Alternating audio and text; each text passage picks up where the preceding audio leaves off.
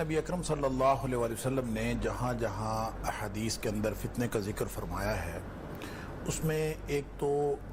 یہ بات ذہن میں رکھنی چاہیے کہ جو انفرادی طور پر فتنے ہیں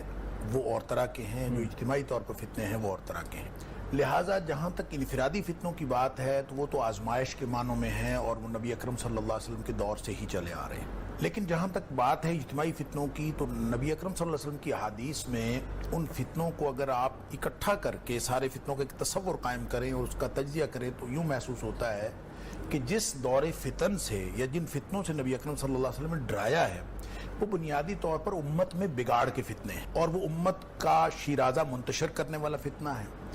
یا وہ فتنہ ہے جس میں مسلمان باہمی خانہ جنگی میں مبتلا ہو جائیں گے، یا پھر دنیا کے اعتبار سے عالم کفر کے مقابلے میں مسلمانوں کی ہوا اکھڑ جائے گی، مسلمان مغلوب ہو جائیں گے. اب اس میں نبی اکرم صلی اللہ علیہ وسلم کے اس فرمان کو ہم دیکھتے ہیں تو جیسے جیسے نبی اکرم صلی اللہ علیہ وسلم کے دور سے ہم آگے بڑھتے ہیں تاریخی طور پر اور جغرافیائی طور پر تو فتنے رونما ہونے شروع ہو گئے. حضرت عمر فاروق رضی اللہ تعالیٰ عنہ کی جو حضرت حذیفہ بن یمان رضی اللہ تعالیٰ عنہ کے ساتھ گفتگو ہوئی ہے،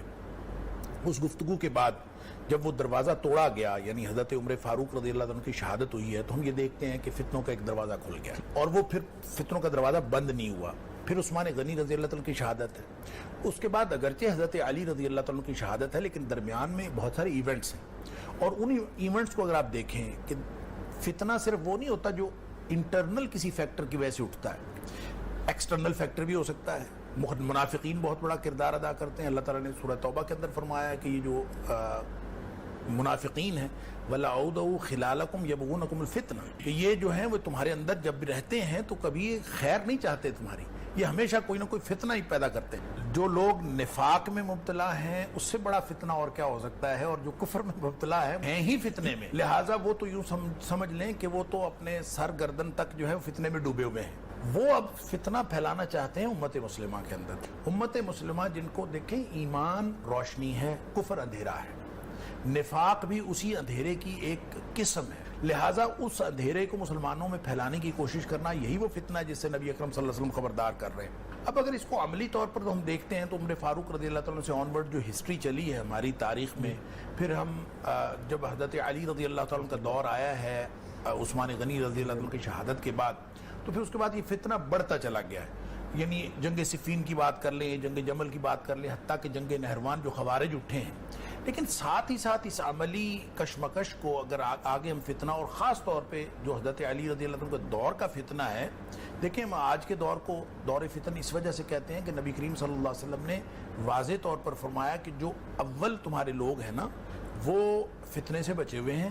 تو جو بعد والے ہیں وہ فتنوں میں مبتلا ہوں گے. تو یہ جب ہم متقدمین اور متاخرین کی بات کرتے ہیں تو اس اعتبار سے ہم جتنا قرب قیامت دور قریب ہوتا جاتا ہے وہ دور فتن بنتا چلا جاتا ہے. لیکن اس کے ساتھ ایک اور فتنہ ہے جس کا ذکر اللہ تعالیٰ نے قرآن میں کیا ہے سورہ آل عمران میں، جہاں محکم اور متشابہات کی بات ہوئی ہے. وہاں فکری طور پر قرآن کہتا ہے کہ فَأَمَّا الَّذِينَ فِي قُلُوبِهِمْ زَيْغٌ فَيَتَّبِعُونَ مَا تَشَابَهَ مِنْهُ ابْتِغَاءَ الْفِتْنَةِ وَابْتِغَاءَ تَأْوِيلِهِ، کہ جو لوگ فکری طور پر متشابہات کے پیچھے دوڑتے ہیں اور پھر وہ فتنہ پھیلانا چاہتے ہیں اور کہتے یہ ہیں کہ ہم اس کی اصل مراد تلاش کر رہے ہیں. اب دیکھیں اس کا مطلب یہ ہوا کہ فکری طور پر جو لوگ چاہے وہ متقدمین ہوں اور چاہے وہ متاخرین ہوں، جو لوگ فکری طور پر دوسرے کی نگیشن کرنے کے لیے، دوسرے کی نفی کرنے کے لیے اپنی فکر کو اجاگر کرتے ہیں کہ میں صحیح کہہ رہا ہوں، میری ربع صدی کی تحقیق یہ کہہ رہی ہے، میں 50 سال سے پڑھ رہا ہوں اور میری تحقیق یہ ہے، اس میں متشابہات قرآنی پہ گفتگو کرنے والے اور متشابہات حدیث پہ بات کرنے والے، ان لوگوں نے ابتدا سے ہی فتنہ پھیلایا ہے، جس میں پھر ایک انکار حدیث کا فتنہ عقل کی بنیاد پر. معتزلہ کو جب ہم دیکھتے ہیں تو پھر وہ انہوں نے تو سیدھی سیدھی بات عقل کو معیار بنا لیا. آج تک ہمیں دبستان عقل ایک نظر آتا ہے جو حدیث کے انکار پر اس کا نتیجہ نکلتا ہے کہ وہ حدیث کا انکار ہی اس میں سے نکلتا ہے. اس کی وجہ یہ ہے کہ جب آپ عقل کی بنیاد پر کسی چیز کو پرکھنے کی کوشش کریں گے اور صرف عقل کو معیار بنا لیں گے تو یہ ایک فکری فتنہ ہے، وہ بھی ساتھ ساتھ چلتا ہے. ہم یقیناً دور فتن میں ہیں اور اس کی علامات سے ظاہر ہے کہ ہم دور فتن میں ہیں.